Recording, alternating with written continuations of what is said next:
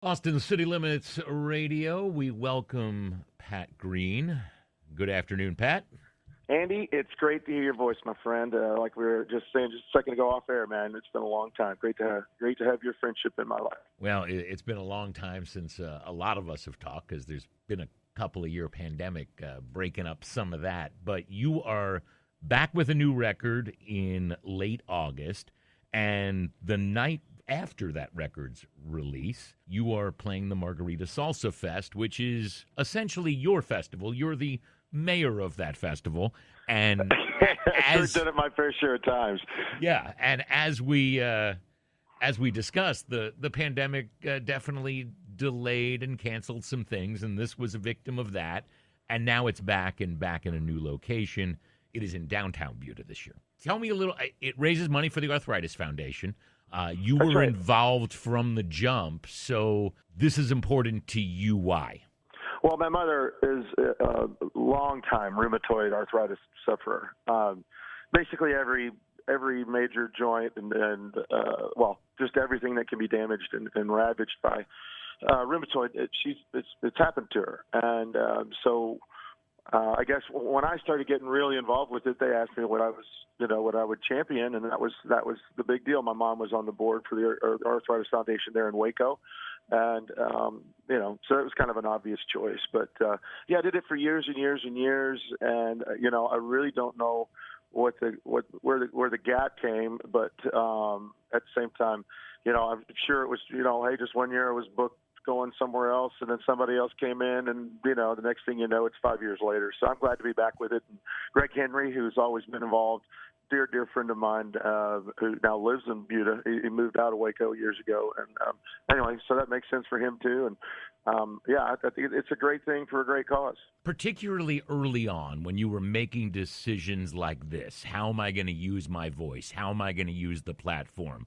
Is it safe to say that Willie Nelson was the model? That the way Willie did things and the way Willie showed people that the way musicians can give back is by playing shows. Was that the model early on? I think Willie is the model for so many things. And Jerry Jeff too, but I guess with age comes experience and knowledge. But certainly, my wife and I started a foundation 12 years ago that we literally just got back from our event in Pebble Beach over the weekend. We've been doing that now for a long time. So yes, Willie, I would say is he was a master of saying, okay, well, here's what I can do. With whatever God given me as far as talent goes, to help people out. I think that's just a very noble idea, and not to mention just his level of inclusion of everybody on the planet within whatever circle he's in. You're in if you're around, so that's cool. We're in the middle of a different kind of moment now, a different kind of role modeling from Robert Earl Keen, who decided that his priorities had changed, that he didn't want to do it the way he's always been doing it, which is touring. How have your priorities changed over the years? I don't really know that I've come to that yet. I just turned 50. I would say that my priorities are really just, I want the shows to be,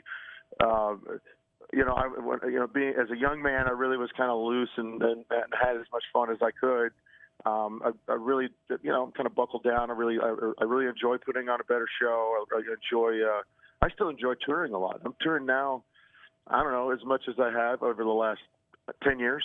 And so I'm not really in slow down mode yet. I think I'm a ways away from that. But priorities, really my priorities is sending my kids to college and getting them through that experience, and then maybe I'll stop. But until my last one's out of college, I got to work. But this is something that's still fundamentally fun for you, that energy exchange with a crowd. Absolutely, and I look at what Robert Earl's doing with his life and the changes he's making.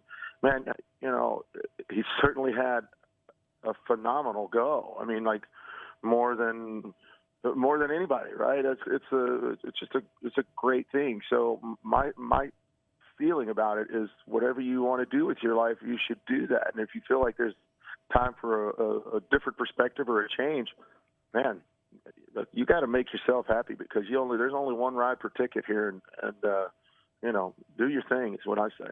Let's go back to what you did and didn't know back when. So 2003, you tape Austin City Limits, the television show. The year before, you're the headliner of the first ever Austin City Limits Music Festival. How different was that guy?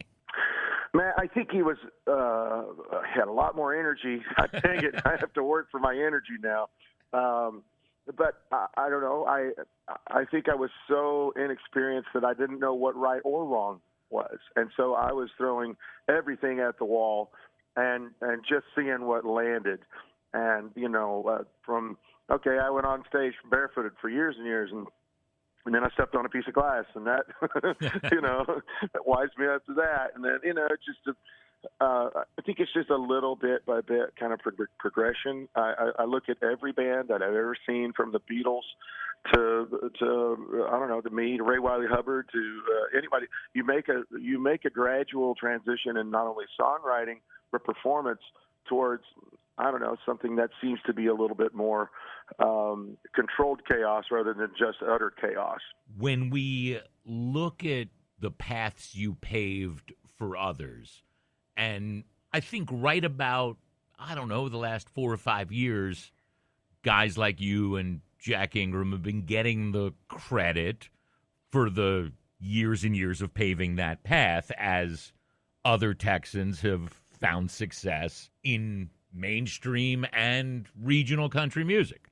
Do you ever stop and take stock of that? I mean, I appreciate that people say that. I think it happened organically. I don't think I was seeking out. I would say that almost nobody seeks out to be a forerunner or the first guy through the door kind of thing. But my stated concept and goal when I started my band was that I want to have Texas. Because Texas at the time was buying 30% of all recorded music in the United States. And I figure if I could get that one place, under my belt, man, the world would open up to me. And I was like, I don't have to go to Nashville to get a record deal. I don't have to go anywhere to get a record deal. Let them come to me when the time is right. And I think that idea is what worked. And I think there's a lot of people that still understand, man, if you are doing really well in Texas, you don't have to do a whole lot more if you don't want to. You can go out there and do it. Like, finally the record labels did come to me, and I went down that road for, I don't know, better than a decade, and it was good and fun. But here I am putting out independent records, and I'm having as much or more fun as I did back then. I'm certainly not touring the world with Dave Matthews and Keith Urban and Kenny Chesney. I'm touring mostly by myself, but I'm having just as much fun, and I love being around my wife and kids a lot more. That's for sure. But when I look back at all that time, I hope that people just understood that, man, I was dedicated to this state, and it worked really, really well for me. Is the record-making part of this still fun? I mean, you've got a new one in August. Is this still the puzzle of putting together a record, or the puzzle of stringing together a song? Is solving that still fun?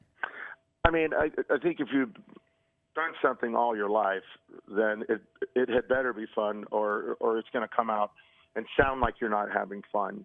And this record's just like, any of the other ones we did. I think we put together 10 really good songs, and then we started saying, okay, this one, and that one, but not that one. And no, I enjoy it.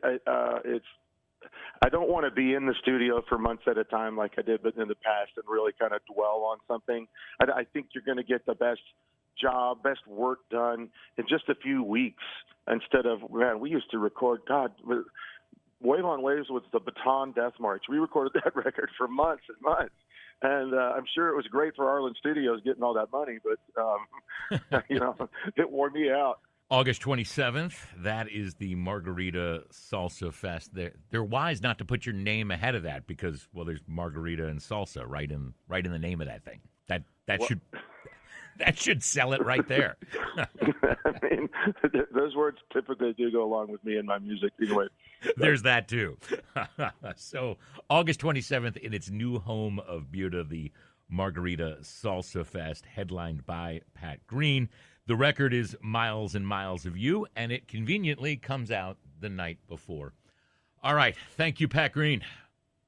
Andy, thanks for having me on the air. I really do appreciate it. It's great to hear your voice. And, as always, the perspective that I get from you, in the music business is, you lead all the charts in my book. So thanks very much. I appreciate that.